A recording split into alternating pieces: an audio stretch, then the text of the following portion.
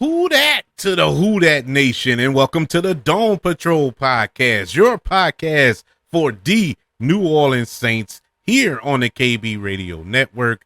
I am your host, Kevin Reed, and we have just went final in this Monday night matchup between the Saints and the Panthers, where we witnessed the New Orleans Saints come out victorious by defeating the Carolina Panthers by the score of 20-17, bringing their record thus far this season to 2-0.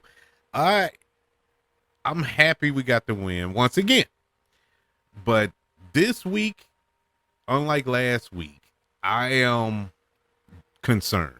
I have concerns, despite the fact we came out with a victory. That offensive line has issues. We have issues on that offensive line. I want to put this out here before we go over the game and go over the stats and whatnot. I know a lot is going to be said about Derek Carr. I've already seen it. I've already seen it on Twitter or X, whatever it's called right now. And it's unfair. It is unjust. And I think people need to sit back and actually watch the game. Derek Carr isn't the problem. Yeah, he threw that intercept. Stupid play. Stupid interception on his part. Aside from that, the man dropped back. By the time he planted the second step, there was somebody in his face. Every time. And it's troubling, man, because he's not going to last throughout the season, man, or the rest of the season getting pummeled like this. I don't know how we can fix that offensive line. I really don't. Now, run blocking, they look pretty decent. They look good. They did better running the ball today. It took them to get to the second half to actually start running the ball, and controlling the tone of the game. But once they really committed to running the ball, they looked great. And on the drives that they committed to the run, they scored on those drives. So it's not hard here. This isn't rocket science. Saints makes the game more difficult than what it has to be.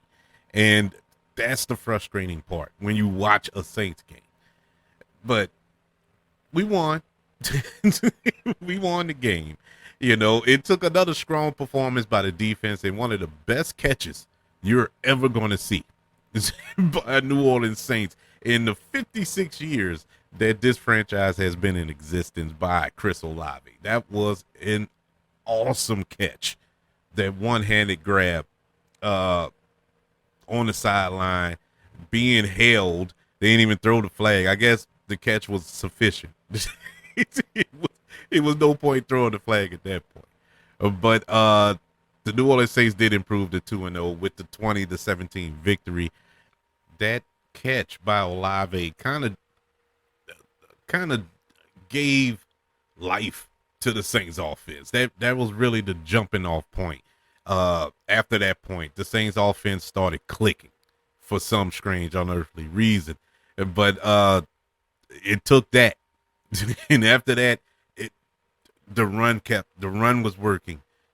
Taking your shots down the field was working. Taking the shots was working because you started running the ball. Carolina started rookie quarterback Bryce Young, their first overall pick in last year's draft, and he struggled against this Saints defense. I mean, every yard that he picked up, or the whole Carolina offense picked up, they earned it. They had to work for every single yard, with the exception of that last drive that we're going to go over a little later. But he lost a fumble. He could have lost two if it wasn't for a penalty that wiped it out. Through three quarters, Carolina had fewer than 120 yards of offense and was 1 of 9 on third down. Defensive end Carl Granderson had another strong outing today. He had a sack and a forced fumble. Safety Marcus May had a sack, as did defensive tackle Nathan Shepard and linebacker Demario Davis. Carolina only scored on 3 field goals, 2 more than 50 yards. I think it was a 54-yarder and a 52-yarder that they had to kick until that touchdown drive at the end of the game. The Saints entered the game with just 2 active running backs. That was Jamal Williams and Tony Jones Jr. But we lost Jamal Williams to a hamstring injury in the first half, and he didn't return. So that put all the pressure on Tony Jones Jr. And he did an excellent job. Tony Jones Jr. finished with 34 yards on 12 carries and 2 touchdowns, while Taysom Hill added to the run game with 75 yards on 9 carries. Derek Carr was 21 of 36 for 228 yards. Wide receiver Michael Thomas moved past Eric Martin into second place for receptions in team history with 7 catches for 55 yards. He now has 538 catches throughout his career. Marcus Colston leads all Saints receivers in history wise with 711 receptions. The Saints next week will travel to Green Bay to take on the Packers, who are 1-1 this Sunday at noon. The Saints are now one of 3 undefeated teams in the NFC South, along with Tampa Bay and Atlanta. This is the first 2-0 start for the New Orleans Saints since 2013. Could you believe that? It's been 10 years since the Saints have been 2-0. That is crazy. That is crazy. And especially judging by these 2 games and how this team has been not too consistent. The Saints don't have an identity, and that's part of the problem I'm having. And so you look at, let's look at the Dallas Cowboys. You pretty much know the Dallas Cowboys identity. You know the 49ers identity. I don't know what the Saints identity is. Their defense, that's the best part of their team right now, is the defense. Offensively, they have no identity. They're not a running team. They're not a passing team. They're just there. At no point throughout the course of this game, when the Saints offense had the ball, did I feel confident that they were going to go down there and score. I didn't. I was on the edge of my seat every time. As opposed when Drew Brees was the quarterback, I felt that we can score every time, and I thought we were going to score every time. But now it's like, I just hope we can milk some clock. and that's not a good place to be. This is troubling, people. It is very troubling how this offense looks. And with all these weapons, it's very disappointing, coming out of this game. Because this should have been a game. Well, let me say this. It should have been a statement game. It should have been a statement game. They should have came in there and wiped the floor with Carolina. See, this is why I was hesitant. I was very hesitant on getting excited about this game because I wasn't sure what we were going to get. I didn't know what Saints team was going to show up. And, thank God we actually won, because in the past we would have lost this game.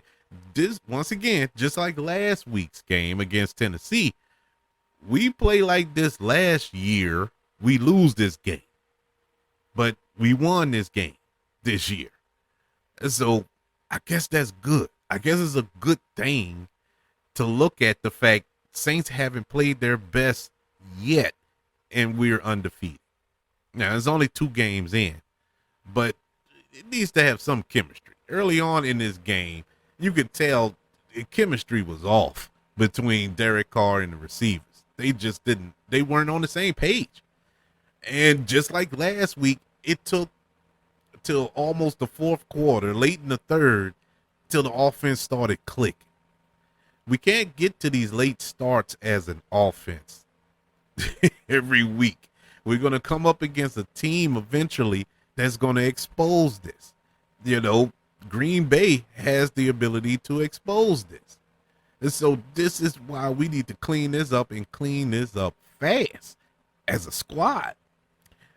Let's go into our stats. This is going to be a short one tonight because it's late. It's a Monday night game. And so we're going to go into our stats and grade the units, and then we're going to ease up out of here and go to bed. Let's begin with our individual stats, beginning with passing. For the New Orleans Saints, Derek Carr was 21 of 36 for 228 yards, 0 touchdowns, and 1 intercept. He was sacked 4 times today, and he had a passer rating of 65.5. Bryce Young was 22 of 33 for 153 yards and a touchdown, no interceptions. He was also sacked 4 times, and he had a passer rating of 87.1. Running the ball. Today, our leading rusher was Taysom Hill. He had 9 carries for 75 yards. Tony Jones Jr. had 12 carries for 34 yards and 2 touchdowns. Jamal Williams, as I stated, he went out in the first quarter with an injury. He had 9 carries for 29 yards, and Derek Carr had 3 carries for -4 yards. Over in Carolina, their leading rusher today was Miles Sanders, 14 carries for 43 yards. Bryce Young had 2 carries for 34 yards. Chaba Hubbard had 2 carries for 16 yards. Receiving, today's leading receiver for the New Orleans Saints was Chris Olave, 6 catches for 86 yards. Rashid Shaheed had 4 catches for 64 yards. Michael Thomas had 7 catches for 55 yards. Foster Moreau had 2 catches for 20 yards. Jawan Johnson, 2 catches for 13 yards. Keith Kirkwood had no catches today. For the Carolina Panthers, their leading receiver was Adam Thielen. He had 7 catches for 54 yards and a touchdown. Chubba Herbert had 5 catches for 34 yards. Jonathan Mango had 3 catches for 26 yards. Hayden Hurst had 3 catches for 12 yards, and DJ Chalk Jr. had 1 catch for 15 yards. Miles Sanders had 3 catches for 4 yards. Team stats. Let's start with first downs total. Saints had 23 total first downs, 11 by passing, 10 by rushing, 2 by penalty. The Carolina Panthers had 14 first downs today, 8 by passing, 4 by rushing, and 2 by penalties. Third down efficiency, Saints were 7 for 16. Carolina was 4 for 14. Fourth down, Saints didn't go for it on fourth. Carolina went for it on fourth 1 time and converted. Total plays, Saints had 74 total plays to Carolina's 56. Total yardage, Saints had 341 total yards to Carolina's 239. Total drives, they were dead even with 11 drives apiece. Yards per play, Saints 4.6 yards per play to Carolina's 4.3 yards per play. Passing, Saints had 207 yards passing to the Carolina Panthers 139. Both teams had 4 sacks apiece. Running the ball, Saints won that battle with 134 yards rushing to Carolina's 100. Red zone efficiency, Saints were 2 of 4 in the red zone. Carolina was 1 of 3.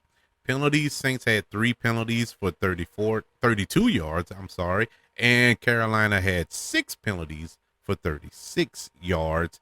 Both teams had a turnover apiece, and the New Orleans Saints won the time of possession today by having the ball 32 minutes and 49 seconds to Carolina's 27 minutes and 11 seconds. Our grades for today, in case you don't know, I grade every unit of the New Orleans Saints offense, defense, special teams, coaching, and we give an overall grade for the entire team. Starting with the offense today gets a C plus. Very pedestrian, very predictable early on in this game. The play calling, which I'm gonna get to in coaching, wasn't up to snuff. They really didn't fool the Carolina's defense in this game. It was very, very bad. The offensive line was horrible as far as protection is concerned. It they just stumbled throughout this game, and thank God we played a lesser team. With all due respect to Carolina, because Carolina came to play. Carolina came to play, and all due respect to them, I have a lot of respect for the Carolina Panthers because this is normally how the game goes when we play Carolina. This isn't anything new. It was just the expectation, on paper, Saints are more talented in every single position than the Carolina Panthers. And we didn't see that. But as far as the offense is concerned, it sputtered through this game, and we just not getting it, man. It's just no chemistry there. And I don't know how we can fix that. It can be fixed. I just don't know how it can be fixed. Offense gets a C plus. The defense was almost an A, but it ended on a B plus because of that last drive when they went in prevent defense. You have went 7.5 quarters without allowing a touchdown, and I wanted to keep that going. I wanted to keep that going, and you allowed this team to go straight down the field and make this game close. Make it a one possession game. Not only getting a touchdown, but converting the 2-point conversion, and almost costing us the game. And so that was a horrible, horrible drive for the defense, and that's what knocked this grade down. Probably should have knocked it down lower than the B plus, but I'm gonna give it a B plus because they were getting after this young quarterback. They were pressuring him, getting sacks, even got a turnover. There should have been 2, and what more can you ask for at that point? Especially when your offense is struggling the way it is. Our defense really has stepped up, and aside from that one drive, they were awesome. So the defense gets a B plus. Special teams gets a B plus as well. Our young kicker nailed both of his field goals, but our punter, our punter, I was sitting there like, man, did we really need to cut Blake Gillipin? Because Cat Daddy here, man, I don't know, man. Some of them punts look really ugly coming off his foot, and one of them was just horrible. Gave Carolina great field position, and I don't know. It was just a head scratcher. Like, I think we didn't think this one through. He has a good story. Don't get me wrong, but that don't equate to helping this team out. That was discouraging to watch some of those punts. But special teams gets a B plus. Coaching gets a C, and what saved it was that final scoring drive by the New Orleans Saints. I think that was the best called drive that Pete Carmichael has put together as offensive coordinator. Aside from that, Pete Carmichael, man, if y'all remember, if y'all listened to me last season, y'all already know how I feel about Pete Carmichael, and this game did not help that. It did not help the calls at all. It was some really, really questionable play calling throughout this game. When they should have ran the ball, they did. When they should have passed the ball, they did. It's like it was opposite day. I don't know what was the frame of mind throughout this game. What was the game plan? Like I was saying when we started off the show, I don't know the identity of this team. I don't know what are they trying to establish. This should have been a run heavy game. A run heavy game. You only ran the ball 33 times. And don't get me wrong, that's better than last week, but if you still should have ran the ball. 3rd and 2. Y'all remember that play, people? I think it was in the 3rd quarter. 3rd and 2. Derek Carr's in shotgun. What are you doing? Just the previous play, you got 8 yards on a run. I don't know what you line up, put a hat on a hat, and earn your paycheck. No, you're in shotgun. What happens? Sack. Not only a sack, but it took you out of field goal range.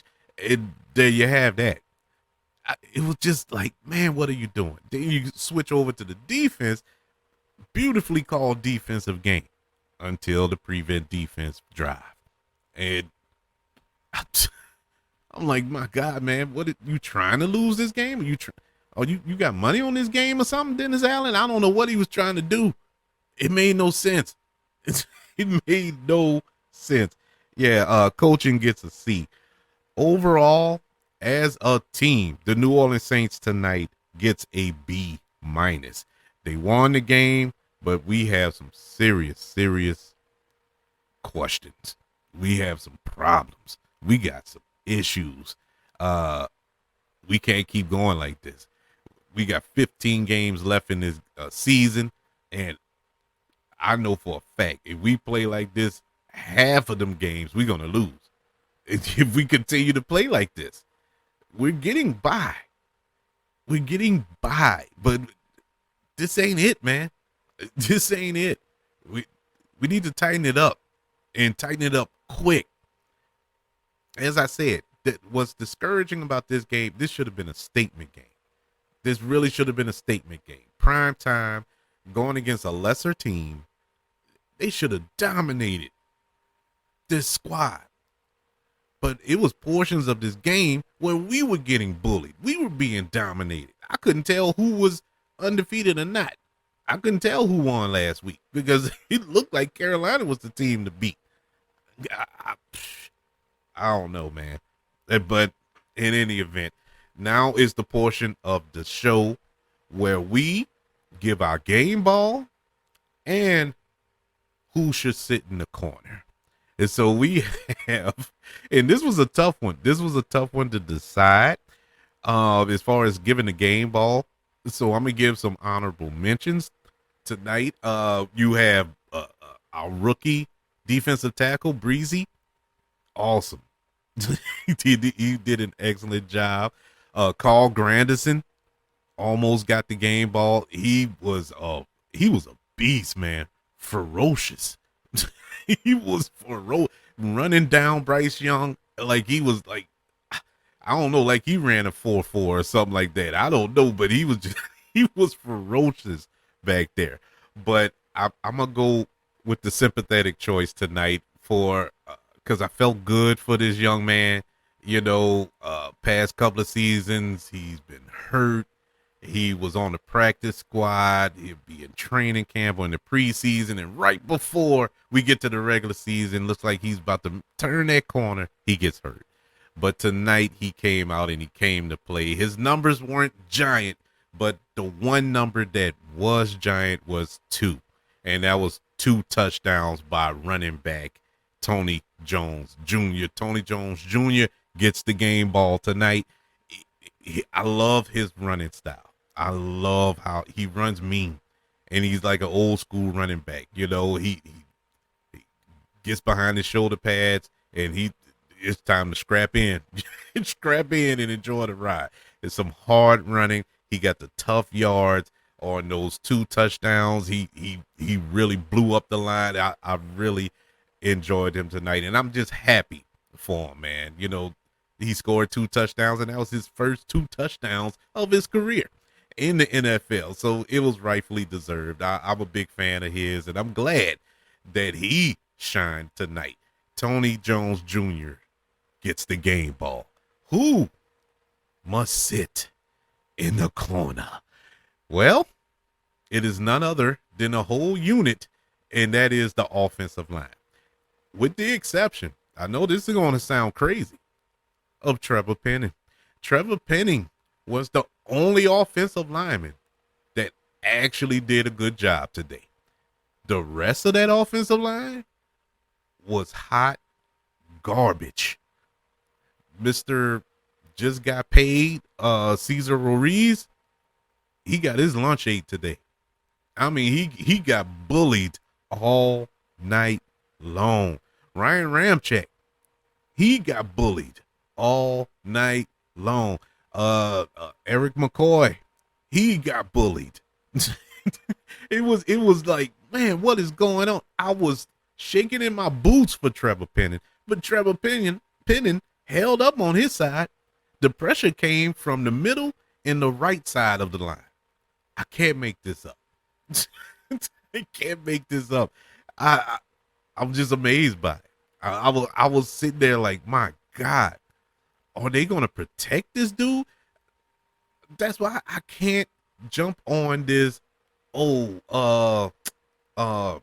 Derek Carr is hot garbage or he's trash train, because it's not true. It's not accurate. And if you hear somebody say that, they don't know football.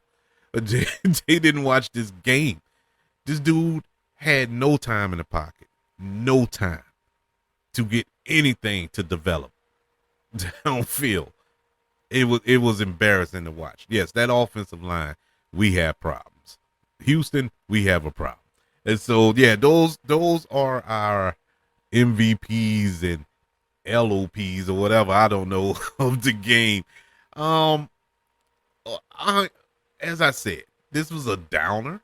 I know I sound down, one, because I'm tired and it's late, but two, because I wanted a different, not a different outcome, because I got the outcome I wanted, but I wanted it in a different way.